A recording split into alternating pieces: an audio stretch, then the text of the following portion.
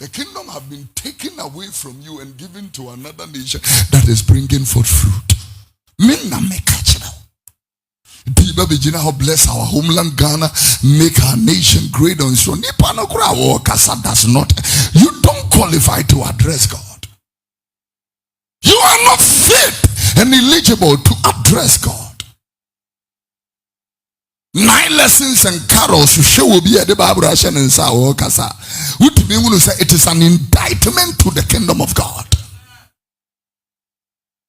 Because we see it as a ritual. A ritual.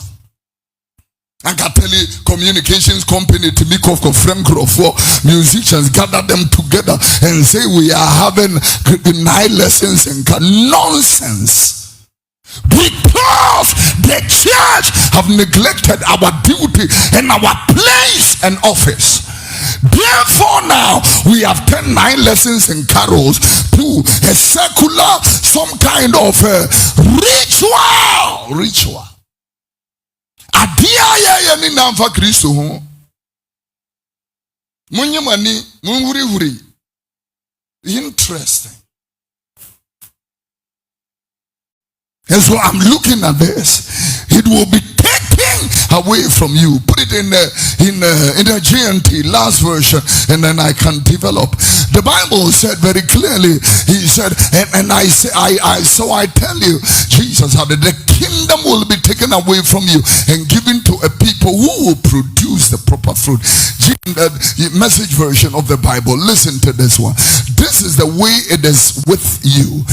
God's kingdom will be taken back from you and handed over to a people who will live out kingdom life.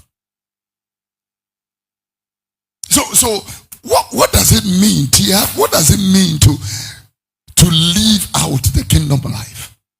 Or maybe go back to the King James version. Or maybe one more so ahini no huaba. Ahini no huaba ne dia.